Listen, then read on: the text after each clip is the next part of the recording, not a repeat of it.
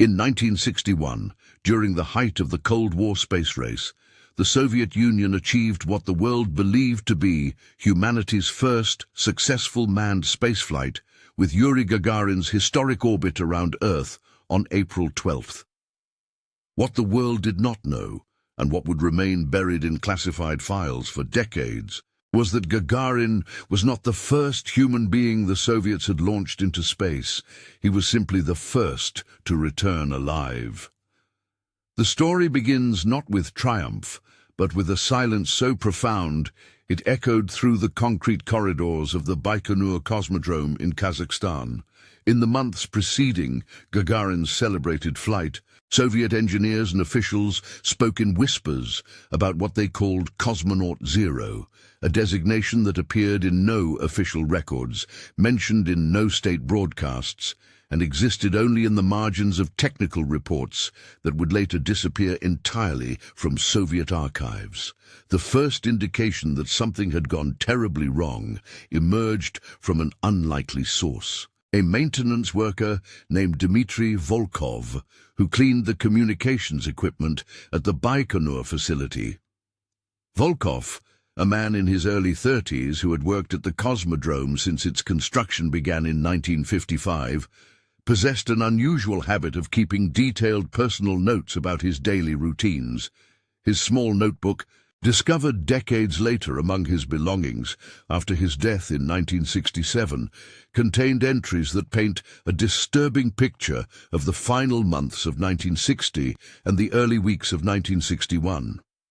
According to Volkov's meticulous handwriting, dated January 15, 1961, he observed unusual activity in the communication center during what should have been routine equipment maintenance. His notes described technicians working through the night, testing radio frequencies that were typically reserved for active missions. When he inquired about the purpose of these tests, he was told they were calibrating equipment for upcoming unmanned satellite launches. However, Volkov noted that the communication protocols being tested were identical to those used for manned missions, including emergency distress signals and life support telemetry. The second piece of evidence came from an even more unexpected source, Dr. Elena Kozlova, a medical examiner who worked at a small hospital in Tyuratam, the nearest settlement to the Baikonur Cosmodrome, kept personal records of all patients she treated between 1958 and 1962. Among these records, archived in the basement of the hospital until 1968, when the building was demolished, was a notation dated February 3, 1961, describing the treatment of a Soviet official who had suffered what she termed acute psychological distress following exposure to disturbing audio recordings. The official, whose name was redacted from Kozlova's notes, had been brought to the hospital in the early morning hours by military personnel. According to her examination, the man exhibited symptoms of severe shock and repeatedly muttered phrases about the voice from the void and the cosmonaut who kept calling long after the fuel ran out. Kozlova prescribed sedatives and recommended psychiatric evaluation, but the patient was removed from the hospital before any further treatment could be administered. What makes Kozlova's account particularly significant is that it predates Gagarin's flight by more than 2 months, at a time when the Soviet space program had officially conducted only unmanned missions. The reference to the cosmonaut who kept calling suggests that someone was already in space, transmitting back to Earth during a period when no human spaceflight was supposed to be occurring. The third and most compelling piece of evidence emerged from the personal effects of chief designer Sergei Korolev himself. Korolev, the secretive mastermind behind the Soviet space program, was known for his obsessive attention to detail and his habit of keeping private technical notes separate from official documentation. After his sudden death in 1966 during routine surgery, his widow discovered a collection of audio recordings hidden in a sealed container within their Moscow apartment. These recordings, which were briefly examined by a Soviet acoustics expert before being confiscated by state security, allegedly contained radio transmissions from what Korolev had labeled Test Subject Zero. The acoustics expert, Professor Ivan Petrov, managed to transcribe portions of the recordings before they were seized. His handwritten notes, found among his papers after his death in 1969, described transmissions that began as routine technical reports, but gradually deteriorated into something far more disturbing. According to Petrov's transcription, the early transmissions from Cosmonaut Zero were professional and calm. The voice, which Petrov described as belonging to a young man with a slight Ukrainian accent, reported normal spacecraft systems and successful orbital insertion.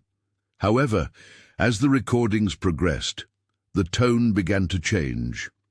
The cosmonaut reported problems with the automatic guidance system, then issues with life support regulation.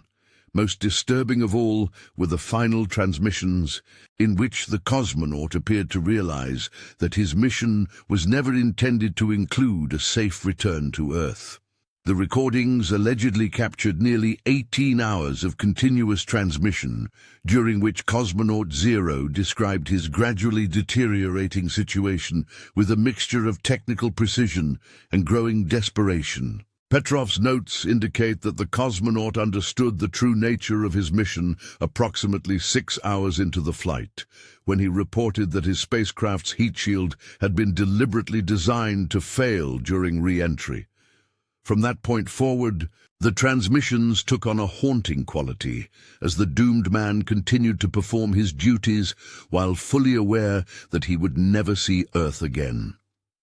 What makes these accounts particularly chilling is the pattern they reveal about the Soviet space program's willingness to sacrifice human life in pursuit of technical advancement. According to the scattered evidence that survived decades of official suppression, Cosmonaut Zero was not a volunteer astronaut, but rather a test subject selected from the Soviet penal system. His real name was Viktor Belyaev, a former Air Force pilot who had been sentenced to death for political dissidence, but whose execution had been indefinitely postponed due to his technical skills and physical fitness. Belyaev's background, pieced together from fragmentary records found in various archives, reveals a man who had been systematically isolated from family and friends during his imprisonment. Born in 1932 in the Ukrainian Soviet Socialist Republic, he had shown exceptional aptitude as a pilot during his military service. His political troubles began in 1958, when he was accused of distributing anti-Soviet literature among his fellow officers. Rather than face execution, he was transferred to a special facility where prisoners with valuable technical skills were held for potential state use. The selection process for what would become the Cosmonaut Zero mission apparently began in late 1959, when Soviet space program officials realized they needed human test subjects for missions that were too dangerous to risk valuable volunteer cosmonauts.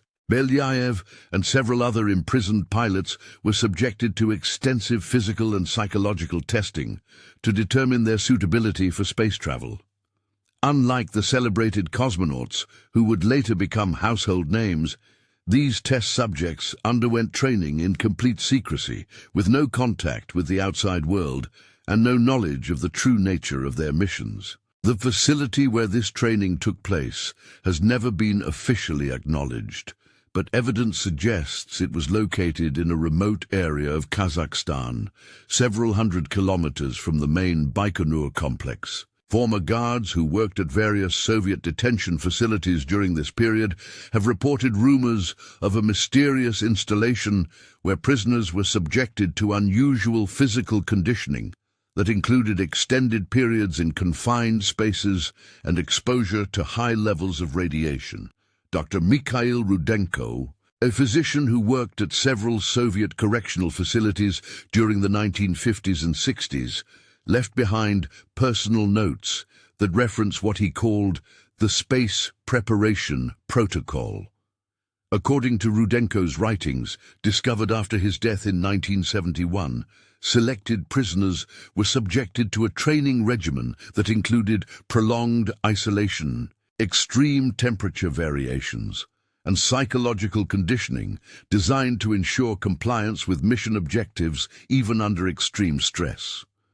Rudenko's notes describe prisoners who, after months of this conditioning, displayed an almost mechanical adherence to instructions combined with a profound detachment from their own survival instincts. He writes of men who could perform complex technical procedures while experiencing severe physical distress, and who seemed to accept their fate with a disturbing calm that he attributed to systematic psychological manipulation. The launch of Cosmonaut Zero allegedly occurred on February 20th, 1961, nearly 2 months before Gagarin's historic flight. Unlike the carefully choreographed publicity surrounding later Soviet space missions, this launch took place in complete secrecy, with only essential personnel present at the launch facility. According to maintenance records that survived in various technical archives, the launch occurred during a scheduled equipment test that provided cover for the unusual activity at the Cosmodrome. The spacecraft used for this mission was reportedly a modified version of the Vostok capsule that would later carry Gagarin safely into orbit and back. However, the modifications made to Cosmonaut Zero's vehicle were designed not to ensure his survival, but to gather maximum technical data about human performance under extreme stress and the effects of prolonged space exposure. The life support system was calibrated to function for exactly 24 hours, and the heat shield was intentionally weakened to ensure that the spacecraft would disintegrate during re-entry, eliminating any physical evidence of the mission. What the Soviet engineers had not anticipated was the psychological impact of listening to a man slowly die alone in space while continuing to perform his duties with mechanical precision.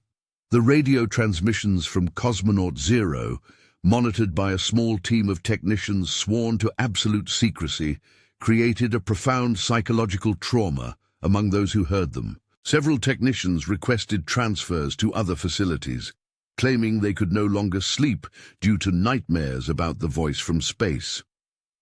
The most detailed account of these transmissions comes from the personal diary of senior radio operator Alexei Leonov, not to be confused with the cosmonaut of the same name. This Leonov worked the night shift at the Baikonur Communications Center and was responsible for maintaining contact with Cosmonaut Zero throughout the mission. His diary, hidden in his apartment wall and discovered during renovation work in 1968, provides a minute-by-minute account of the final hours of Viktor Belyaev's life. According to Leonov's entries, the early hours of the mission proceeded according to plan. Cosmonaut Zero reported successful orbital insertion and normal spacecraft systems. His voice was calm and professional as he read technical data and confirmed the functionality of various instruments. However, approximately 4 hours into the mission, Belyaev began to ask questions about his re-entry schedule that revealed his growing awareness of his true situation. Leonov writes that Belyaev's first expression of concern came when he noticed discrepancies in his fuel calculations. The cosmonaut reported that his spacecraft's fuel reserves were insufficient for a powered re-entry, and he requested clarification of the mission parameters.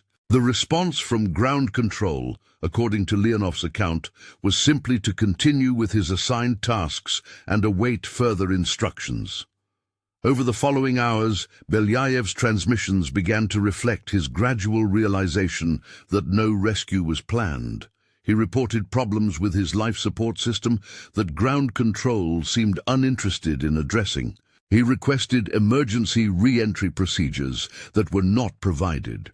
Most disturbing of all, he began to understand that his mission was designed to end with his death, and that everything he said and did during his final hours was being recorded for scientific analysis.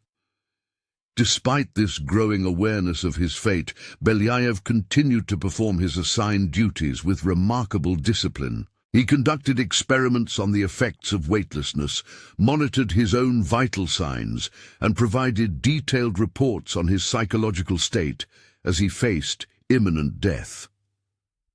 Leonov's diary describes the cosmonaut's voice as becoming increasingly hollow and mechanical, as if he were reading from a script rather than expressing genuine human emotion. The most haunting portion of Leonov's account concerns the final hours of the mission, when Belyaev's life support system began to fail as designed. Rather than panicking or pleading for rescue, the doomed cosmonaut continued to provide technical data about his deteriorating condition. He described the increasing carbon dioxide levels in his cabin, the rising temperature as his cooling system failed, and the gradual onset of hypoxia with the detached precision of a scientific observer. According to Leonov, Belyaev's final transmission occurred approximately 18 hours and 37 minutes after launch. The cosmonaut reported that his oxygen levels had dropped to critical levels and that he was experiencing difficulty maintaining consciousness. His last recorded words, as transcribed by Leonov, were a technical report on the failure of his spacecraft's heat shield, delivered in a voice that had become barely audible but remained professionally composed until the signal finally went silent. The psychological impact of monitoring this slow death was so severe that several members of the communications team required medical treatment for what would now be recognized as post-traumatic stress disorder. Leonov himself was transferred to a different position within the space program and never again worked in direct communication with spacecraft. His diary entries from the weeks following the mission describe recurring nightmares and an inability to concentrate on routine tasks. The cover-up that followed Cosmonaut Zero's death was systematic and thorough. All personnel who had been involved in the mission were transferred to different assignments and required to sign additional secrecy agreements. The technical data gathered during the mission was classified at the highest levels and distributed only to a small circle of engineers working on improvements to life support systems. The radio recordings of Belyaev's final hours were locked away in the personal safe of Chief Designer Korolev, who reportedly listened to them repeatedly during the weeks leading up to Gagarin's successful mission. The psychological toll on those who knew the truth about Cosmonaut Zero extended far beyond the immediate technical team. Dr. Elena Kozlova, the physician who had treated the traumatized Soviet official, began keeping additional notes about patients who arrived at her hospital exhibiting similar symptoms. Between February and April of 1961, she recorded 7 separate cases of Soviet space program personnel who required treatment for what she described as acute stress reaction following exposure to classified audio material. These patients, who arrived at irregular intervals and always under military escort, exhibited remarkably similar symptoms.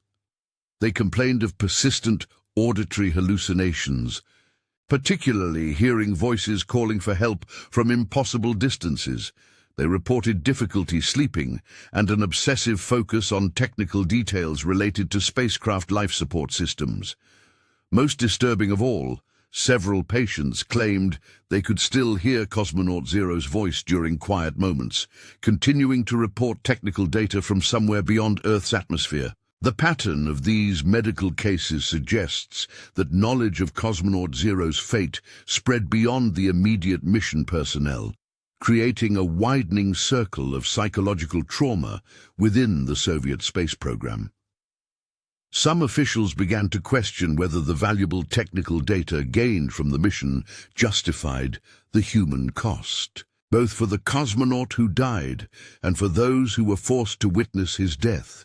This internal dissent may have contributed to the decision to ensure that Gagarin's mission would be genuinely successful rather than another calculated sacrifice. The modifications made to Gagarin's Vostok capsule included significant improvements to the life support systems, many of which were based directly on data transmitted by Cosmonaut Zero during his final hours. In a sense, Belyayev's death had provided the technical knowledge necessary to save Gagarin's life, though this connection was never acknowledged in any official record. The irony of this situation was not lost on some within the Soviet space program. Chief designer Korolev reportedly became increasingly troubled by the knowledge that his greatest triumph was built upon the systematic sacrifice of human life.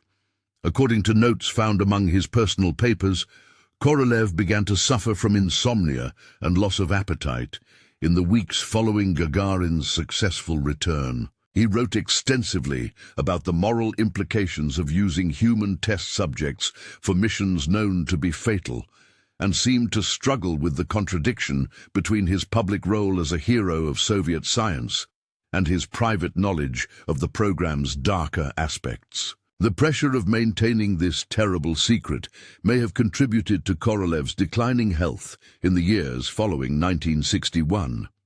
Colleagues noted that he became increasingly isolated and paranoid, avoiding social gatherings and speaking in cryptic references to ghosts and voices from the void that seemed to echo the symptoms exhibited by others who knew about Cosmonaut Zero. His sudden death during routine surgery in 1966 was officially attributed to medical complications, but some who knew him suspected that the psychological burden of his secrets had weakened his will to live. The evidence of Cosmonaut Zero's existence continued to surface sporadically in the years following his death, despite the Soviet government's efforts to eliminate all traces of the mission. In 1963, a radio operator at a tracking station in Siberia reported receiving what he believed to be a delayed transmission from an unknown spacecraft. The message, which lasted only a few seconds before fading into static, consisted of technical data delivered in a voice that matched recordings of Viktor Belyayev's transmissions. This incident, documented in a report that was quickly classified, and the operator reassigned to a remote weather station, suggested that some of Cosmonaut Zero's radio signals may have been reflected by objects in space and returned to Earth years after his death. The phenomenon, while scientifically plausible, created additional psychological stress for those already traumatized by knowledge of the original mission. Similar reports continued to surface throughout the 1960s, always involving personnel with high-level security clearances who were familiar with the Cosmonaut Zero recordings. These incidents typically resulted in the immediate transfer or retirement of the reporting individual, and no systematic investigation of the phenomenon was ever conducted. The pattern suggests that the Soviet space program preferred to suppress these reports rather than risk exposing the truth about their secret missions. The most significant development in the Cosmonaut Zero case occurred in 1967, when renovations at a communications facility near Baikonur led to the discovery of a cache of unauthorized recordings hidden by senior radio operator Alexei Leonov. These recordings, which Leonov had made in violation of security protocols, contained what appeared to be the complete 18-hour transmission log from Belyayev's final mission. The discovery created panic among Soviet space program officials who had believed that all evidence of the mission had been successfully destroyed or secured. A team of specialists was immediately dispatched to examine the recordings and determine how many unauthorized copies might exist. The investigation revealed that Leonov had created multiple copies of the transmissions, some of which were hidden in locations that remained unknown despite intensive interrogation. Leonov himself had died in 1966, reportedly from heart failure, though some suspected suicide given his deteriorating mental condition in the years following the Cosmonaut Zero mission. His apartment was systematically searched, and several additional recording devices were discovered, along with detailed notes that provided the most comprehensive account of Belyaev's final hours ever found. The contents of these recordings, as described in classified reports that briefly circulated among high-ranking officials, painted an even more disturbing picture of Cosmonaut Zero's death than had been previously understood. The complete transmissions revealed that Belyaev had maintained radio contact with Earth for nearly 2 hours after his official mission time had supposedly ended, continuing to report on his deteriorating condition even as his life support systems failed completely. Most shocking of all was the discovery that Belyaev had somehow managed to extend his spacecraft's operational life beyond its designed parameters, using emergency procedures that were not part of his official training. This suggested that the cosmonaut had possessed technical knowledge that exceeded what the Soviet space program had expected, and that he had used this knowledge in a desperate attempt to survive rather than simply accepting his fate as intended. The recordings allegedly captured Belyaev's attempts to jury-rig his life support systems using spare equipment, his calculations of alternative re-entry trajectories that might allow survival, and his increasingly frantic efforts to attract the attention of tracking stations that had been ordered to ignore his signals.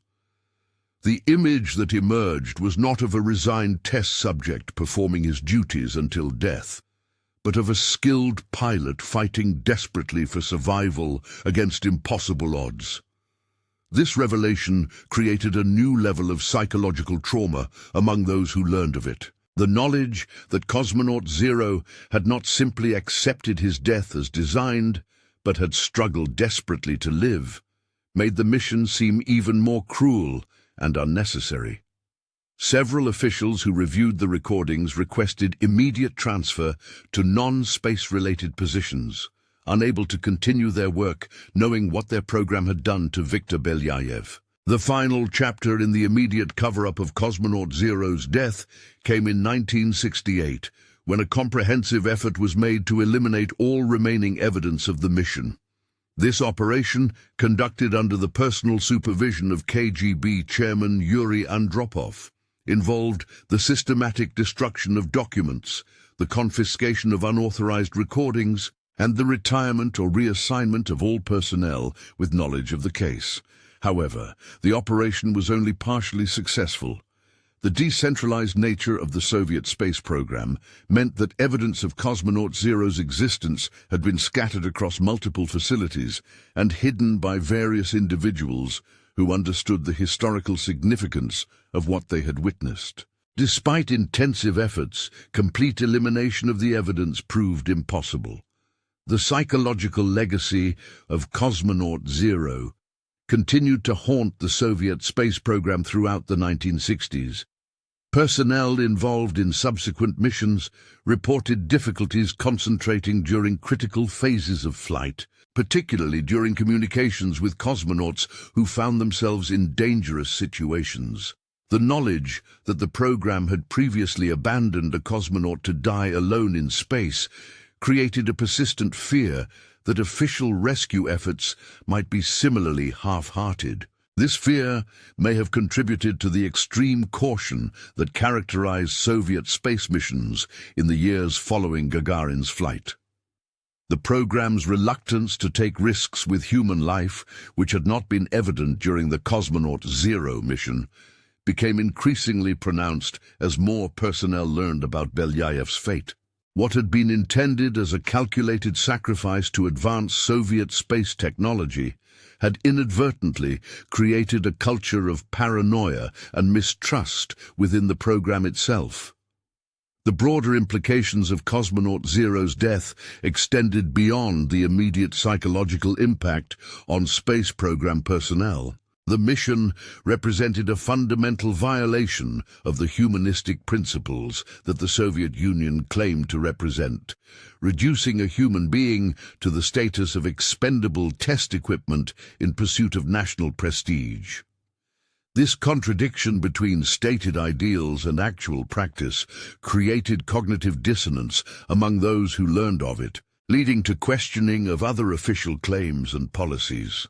Some historians who have studied fragmentary evidence of the case suggest that knowledge of Cosmonaut Zero's fate may have contributed to the gradual liberalization of Soviet society in the 1960s and 70s. The realization that their government was willing to sacrifice its own citizens in such a callous manner reportedly led some officials to question other aspects of Soviet policy, contributing to the internal dissent that would eventually contribute to the Soviet Union's collapse. The international implications of Cosmonaut Zero's death were carefully managed through the complete suppression of all evidence.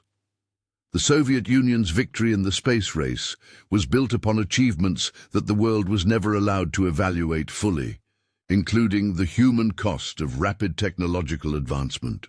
The celebration of Gagarin's flight as a triumph of Soviet science deliberately obscured the fact that this triumph was achieved through methods that violated basic human rights and dignity. The technical legacy of Cosmonaut Zero's mission was equally complex. The data gathered during Belyayev's 18 hours in space provided crucial information about human survival in the space environment, contributing to improvements in life support systems that saved the lives of future cosmonauts. However, this valuable information came at a cost that many within the Soviet space program considered unacceptable, creating moral conflicts that persisted throughout the remainder of the program's existence. The medical data collected during Cosmonaut Zero's final hours provided unprecedented insight into the physiological effects of prolonged stress and gradual life support failure in a zero-gravity environment. This information proved crucial for the development of emergency procedures and backup systems that would protect future space travelers. However, the circumstances under which this data was gathered made it impossible to publish or share with the international scientific community, limiting its beneficial impact on space exploration. The case of Cosmonaut Zero also raised fundamental questions about the ethics of human experimentation that had no precedent in scientific literature. The mission represented a unique form of research in which the subject's death was not only expected, but designed to occur under carefully controlled conditions for maximum data collection. This approach violated virtually every principle of medical ethics, but the extreme secrecy surrounding the mission prevented any public discussion of its moral implications. Years passed, and the memory of Cosmonaut Zero began to fade from the active consciousness of most who had known about it. However, the psychological scars left by knowledge of the mission continued to influence Soviet space policy in subtle but significant ways. The extreme emphasis on crew safety that characterized later Soviet missions reflected not just improved technology, but also a determination never again to deliberately sacrifice human life for scientific advancement. The ultimate irony of Cosmonaut Zero's death was that the secrecy intended to protect the Soviet space program's reputation may have actually limited its scientific value. The inability to openly study and discuss the data gathered during Belyayev's mission meant that many potential insights were never fully explored. The fear of exposure prevented Soviet scientists from building upon their knowledge in ways that might have accelerated space exploration and improved safety for all future space travelers. In 1969, the final documented incident related to Cosmonaut Zero occurred when a young engineer at the Baikonur facility claimed to have received radio transmissions from an unknown source while testing new communication equipment. The transmissions, which lasted only a few minutes before being lost, reportedly consisted of technical data delivered in a voice that matched Viktor Belyayev's recorded transmissions from 8 years earlier. This incident, investigated by a team that included some of the original personnel from the Cosmonaut Zero mission, was officially attributed to atmospheric interference and equipment malfunction. However, the investigating team's report, which was classified immediately upon completion, reportedly concluded that the transmissions showed characteristics that could not be explained by known scientific phenomena. The engineer who reported the incident, whose name was never released, was transferred to a position that did not involve radio communication and was required to sign additional secrecy agreements. His account, preserved only in fragmentary notes found among the papers of the investigating team leader, described transmissions that seemed to originate from somewhere beyond Earth's atmosphere, but contained references to technical problems that exactly matched those reported by Cosmonaut Zero during his final mission. Whether these late 1960s reports represented genuine anomalous phenomena or simply reflected the psychological impact of the original mission on those who knew about it remains unclear. The systematic suppression of all investigations into these incidents means that their true nature may never be determined. However, they serve to keep the memory of Viktor Belyayev alive among a small circle of Soviet space program personnel who continued to be haunted by what their program had done in pursuit of technological advancement. The legacy of Cosmonaut Zero extends far beyond the immediate circumstances of his death. His sacrifice, involuntary though it was, contributed to the advancement of human space exploration in ways that have never been publicly acknowledged. Every successful space mission since 1961 has benefited to some degree from the terrible knowledge gained during Viktor Belyayev's final 18 hours of life. The complete story of Cosmonaut Zero will likely never be fully known. Too many records have been destroyed, too many witnesses have died, and too much time has passed for a comprehensive reconstruction of events. However, the fragmentary evidence that has survived provides a disturbing glimpse into the human cost of the space race and the lengths to which governments were willing to go in pursuit of national prestige. The scattered documents and personal accounts that preserve Viktor Belyayev's memory serve as a reminder that behind every technological triumph lie individual human beings whose stories are often forgotten or deliberately suppressed. The celebration of space exploration's achievements must be balanced against recognition of the sacrifices made by those who paid the ultimate price for human advancement, whether willingly or not. The sound of Cosmonaut Zero's voice, as described by those who heard his final transmissions, represents something more than just historical curiosity. It serves as a permanent reminder that technological progress without ethical consideration can lead to horrors that haunt those responsible for decades to come.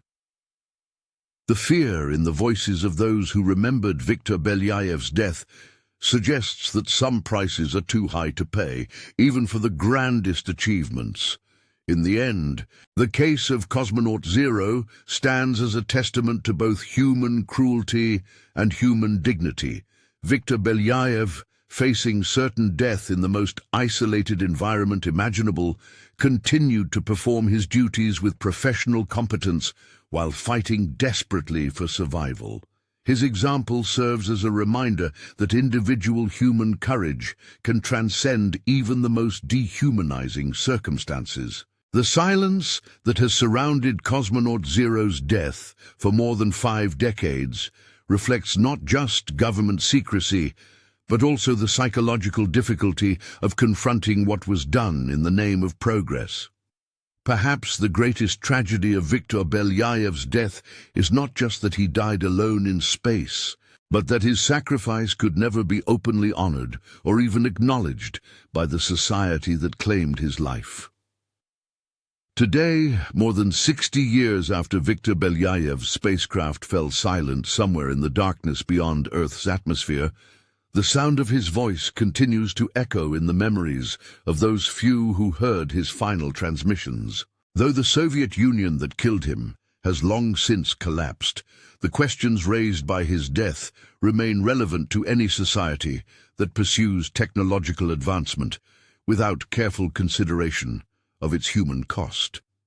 The story of Cosmonaut Zero serves as a warning that the pursuit of knowledge and progress must always be balanced against fundamental respect for human life and dignity. No scientific achievement, however significant, can justify the deliberate sacrifice of human beings who have no choice in their fate.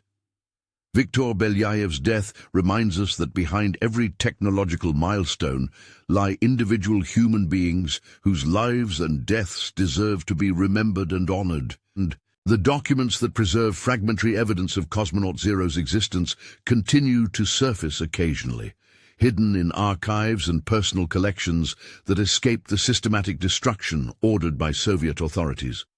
Each new discovery adds another piece to the incomplete puzzle of Viktor Belyaev's final mission, ensuring that his memory survives even as official records remain sealed or destroyed.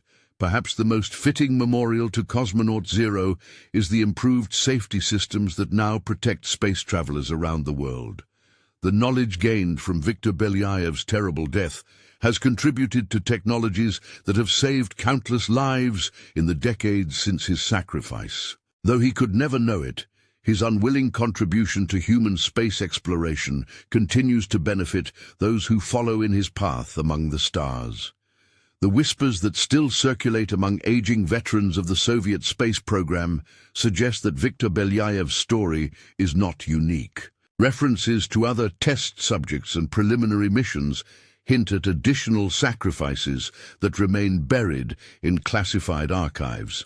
If these suggestions prove accurate, Cosmonaut Zero may represent only the tip of an iceberg of human experimentation that the world has never been allowed to examine. The ethical questions raised by Cosmonaut Zero's death remain relevant to contemporary space exploration as private companies and national programs push the boundaries of human space travel. The temptation to take unacceptable risks in pursuit of technological advancement has not disappeared with the end of the Cold War. Viktor Belyaev's death serves as a permanent reminder that human life must never be treated as expendable, regardless of the potential benefits of technological progress. As the decades pass and the last witnesses to Cosmonaut Zero's mission approach the end of their lives, the full truth about Viktor Belyaev's death may die with them. However, the fragmentary evidence that has survived ensures that his story will continue to be told, serving as a cautionary tale about the human cost of unchecked ambition and the importance of maintaining ethical standards even in the pursuit of the greatest achievements. The sound that still echoes through the memories of those who heard Cosmonaut Zero's final transmissions is more than just historical record. It represents the voice of human conscience, calling across the decades to remind us that progress achieved through the deliberate sacrifice of human life is no progress at all, but rather a step backward into the darkest aspects of human nature. The final documented incident occurred in 1969, when the last surviving member of the original Cosmonaut Zero communications team, senior technician Boris Petrov, suffered a complete psychological breakdown during routine monitoring of a Soyuz mission. Petrov, who had managed to maintain his composure for 8 years following Viktor Belyaev's death, suddenly began screaming that he could hear the voice from the void, attempting to establish contact with the current mission.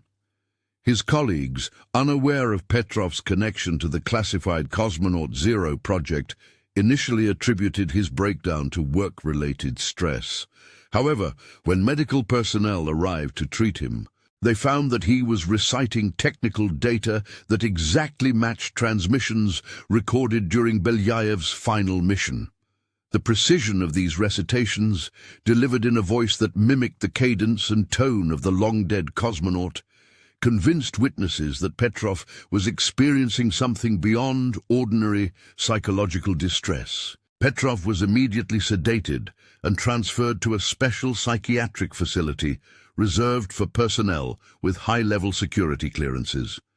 His treatment records, discovered years later during the facility's closure, indicate that he continued to experience auditory hallucinations related to space communications until his death in 1973. His physicians noted that he seemed to believe he was still receiving transmissions from Viktor Belyaev, and that these phantom communications provided technical information that was often accurate and relevant to current space missions. The Petrov incident marked the effective end of active investigation into the Cosmonaut Zero case. The few remaining officials who possessed knowledge of the original mission were approaching retirement age, and the psychological toll of maintaining the secret had become too great for systematic cover-up efforts to continue. A decision was made to let the case fade into historical obscurity rather than risk further exposure through continued suppression efforts. In 1974, the final official action related to Cosmonaut Zero occurred when the last classified files were transferred to a special archive reserved for materials deemed too sensitive for routine historical preservation. These files, sealed for an indefinite period, contained the complete record of Viktor Belyaev's mission, including the full 18-hour audio recording of his final transmissions and detailed medical analysis of his death. The transfer was supervised by a team that included some of the original participants in the Cosmonaut Zero project, most of whom were relieved to finally relinquish responsibility for maintaining the terrible secret.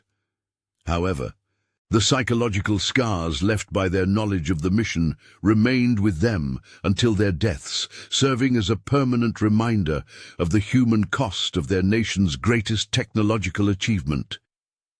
Today, more than 6 decades after Viktor Belyaev's voice fell silent in the depths of space, his story serves as a haunting reminder of the moral compromises that can accompany the pursuit of scientific progress. The scattered evidence of his existence, preserved in fragments despite decades of systematic suppression, ensures that his sacrifice will not be completely forgotten, even as the full truth of his death may never be revealed. The legacy of Cosmonaut Zero extends beyond the immediate horror of his deliberate sacrifice. His unwilling contribution to human space exploration has saved countless lives through improved safety systems and emergency procedures developed using data gathered during his final hours. Yet this positive outcome cannot erase the fundamental violation of human dignity that his death represents, nor can it justify the methods used to obtain this life-saving knowledge. As humanity continues to push the boundaries of space exploration, venturing farther from Earth and taking greater risks in pursuit of scientific knowledge, the story of Viktor Belyaev serves as a crucial reminder that technological advancement must never come at the expense of basic human rights and dignity. His voice, silenced in the cosmic void more than 60 years ago, continues to call across time with a message that remains as relevant today as it was in 1961. That no scientific achievement, however grand, can justify the deliberate sacrifice of human life. The sound of that voice, preserved in the traumatized memories of those who heard it, will continue to echo through the history of space exploration as long as humans remember the importance of maintaining their humanity even as they reach for the stars. Viktor Belyaev, known only as Cosmonaut Zero, died alone in the infinite darkness of space, but his memory lives on as a guardian of conscience for all who follow in his unwilling footsteps. In the end, perhaps the most fitting tribute to Cosmonaut Zero is not the technological advances his death helped achieve, but rather the commitment by subsequent generations of space explorers to ensure that such a sacrifice is never again demanded in the name of progress. His voice from the void calls to us still, reminding us that in our quest to touch the stars, we must never lose sight of what makes us human, The files containing Viktor Belyaev's complete story remain sealed in archives that may never be opened, but the fragments of evidence that have survived ensure that Cosmonaut Zero's legacy will endure.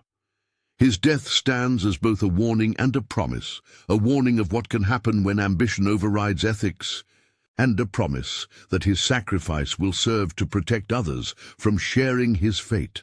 The sound that still echoes in the memories of the few survivors who heard Cosmonaut Zero's final transmissions grows fainter with each passing year, but it will never completely disappear.